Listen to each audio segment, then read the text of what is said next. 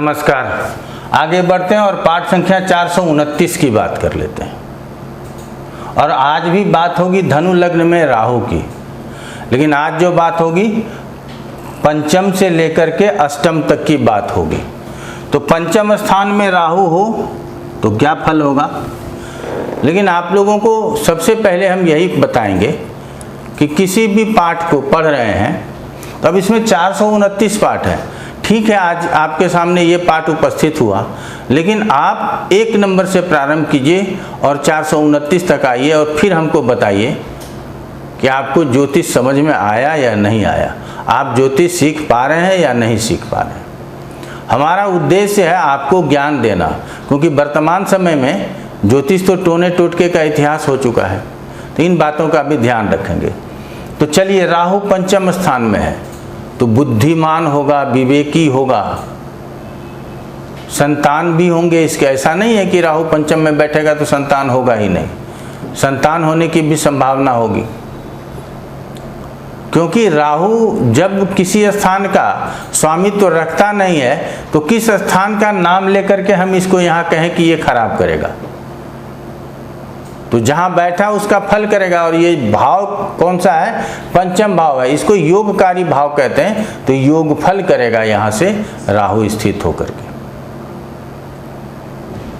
अब यहाँ से नवम स्थान के ऊपर दृष्टि जाता है, लेकिन इसके पहले ये भी समझ लेना जरूरी है कि ये पंचम के साथ साथ द्वादश का भी फल करेगा। अर्थात द्वादश स्थान हानि का स्थान है, व्यय का स्थान है। तो वहाँ का फल जब करेगा तो वहाँ से अपव्यय दिखेगा, बेवजह अस्पताल में जाकर के खर्च हो जाए ये दिखेगा। सांसारिक भोग विलास सैया सुख की बात है, उसमें रत रहे ये समझ में आ सकता है।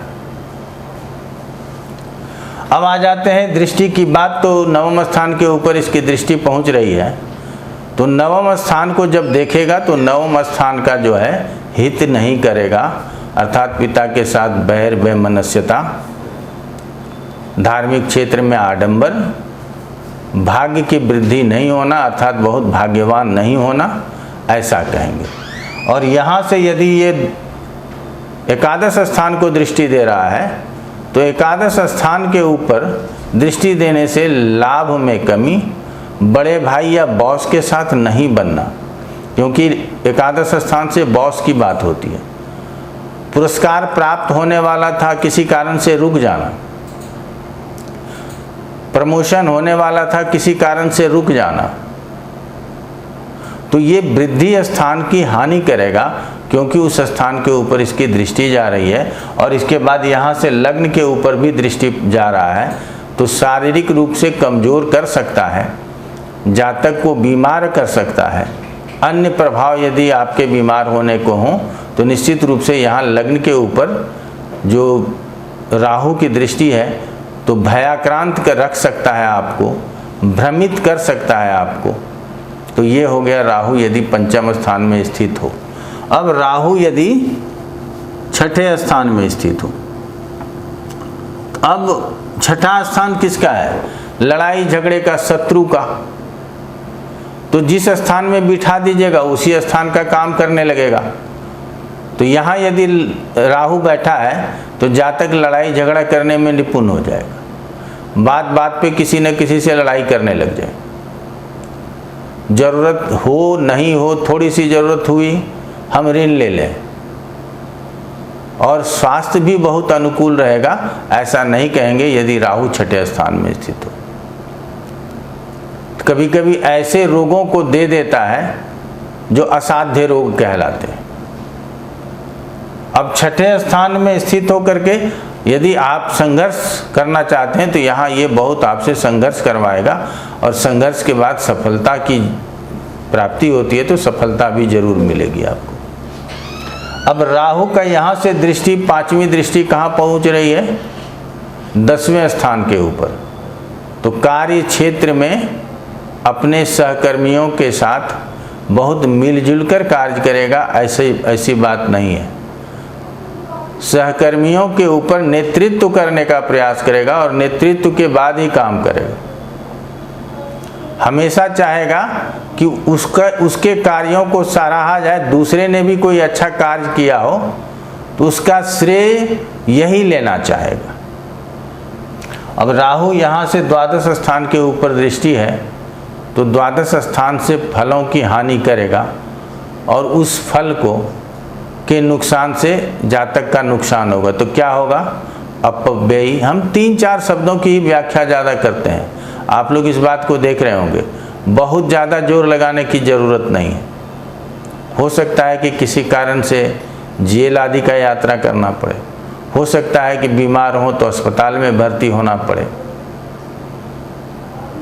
ऐसे में आपको शैया सुख प्राप्त ना हो पत्नी के साथ, क्योंकि ये राहु की दृष्टि द्वादश स्थान के ऊपर है तो सांसारिक सुख भोगों की कमी प्राप्त आपको महसूस हो। अब राहु की दृष्टि धन स्थान के ऊपर है, ये शनि का घर है, शनिवत राहु कहते हैं, लेकिन उसके बाद भी राहु की दृष्टि धन स्थान के ऊपर हम अच्छी नहीं बताएंगे। यहाँ राहु बहुत अच्छे रिजल्ट नहीं करेगा, वाणी में कर्कशता ले आएगा, धन से दूर रखेगा, कुटुंबों से दूर रहेंगे, किसी न किसी कारण से आपके जो चाहने वाले हैं वो आपसे दूर रहेंगे, संस्कार में कमी होगी, सुसंस्कृत आप नहीं होंगे। तो ये हो गया राहु यदि छठे स्थान में स्थित हो। अब राहु यदि 7वें स्थान में स्थित हो जाए तो क्या फल होगा? तो 7वें स्थान, यहाँ मैंने कहना भूल गया कि ये लाभ का भी फल करेगा, और तो लाभ का फल करेगा तो लाभ का फल अच्छा करेगा, क्योंकि मैंने लिखा है कि राहु की स्थिति जिस स्थान में हो उसके स्वामी के दोनों भाव का फल करता है, यह हमेशा याद रखना है। अब राहु है स्थित सप्तम में, लेकिन दशम का भी ये फल करेगा। तो बहुत बारी लोग 10 साल 15 साल खपा देते हैं ज्योतिष के क्षेत्र में, लेकिन जानने का प्रयास नहीं करते कि ऐसा फल मिला तो क्यों मिला। तो ये गलत मिल गया तो उपाय करा देते हैं, सही मिल गया तो हमारे उपाय कराने से सही मिला। तो ऐसे स्थिति में हम हमेशा कहते हैं कि राहु दोनों स्थानों का फल करेगा, अर्थात ऐसे जातक कार्य क्षेत्र में भी निपुण होंगे। दशम से दशम सप्तम स्थान है इसलिए भी बोला जा सकता है, और इसलिए भी बोला जा सकता है क्योंकि राहु यहाँ से दशम स्थान का भी फल करेगा। तो अब राहु यहाँ सप्तम में बैठा है तो कैसी होगी? तो लोग, बहुत सारे लोग कहते हैं कि सांसारिक सुख भोगों के प्रति झुकाव अधिक होगा, क्योंकि राहु जहाँ बैठेगा उसका फल अधिक करेगा।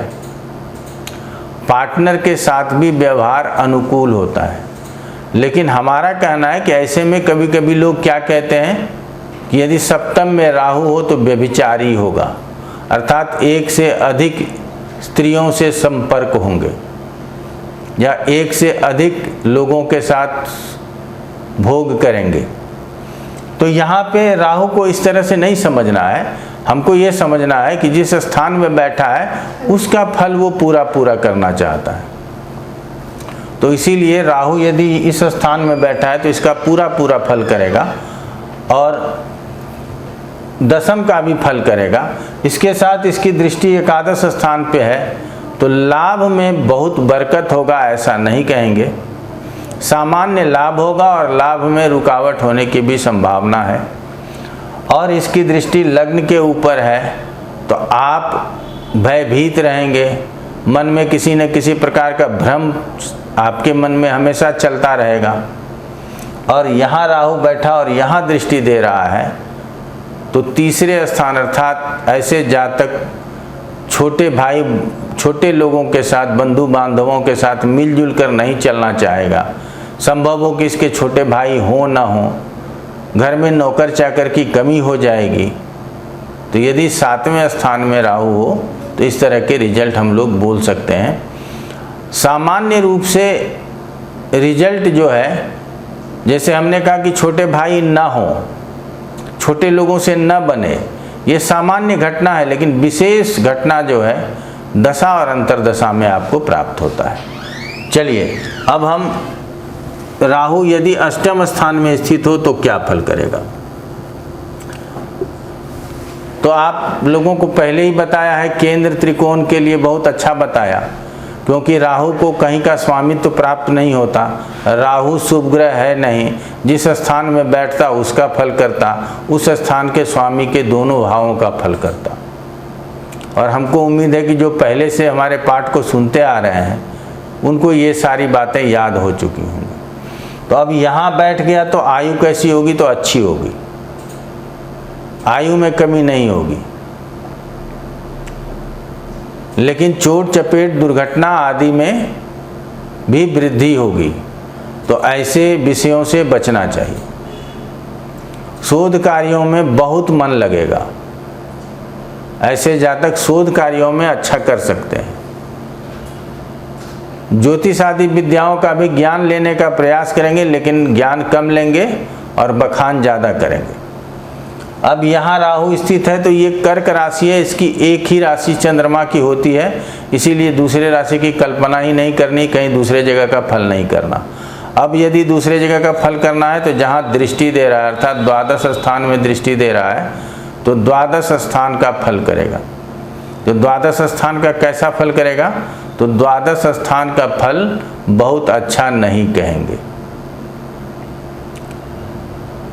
अर्थात अपव्ययी होना, ज़रूरत से अधिक पैसे का खर्च कर देना, किसी भी तरह से पैसे का खर्च हो जाना, अस्पताल आदि में भर्ती हो सकते हैं, या ऐसे जातक कभी कभी अस्पताल आदि में नौकरी ही करते हैं। तो ये हो गया। और सातवीं दृष्टि से धन स्थान को देख रहा है तो धन की हानि, कुटुंबों से बैर, वाणी में कर्कशता, ऐसा कहना चाहिए।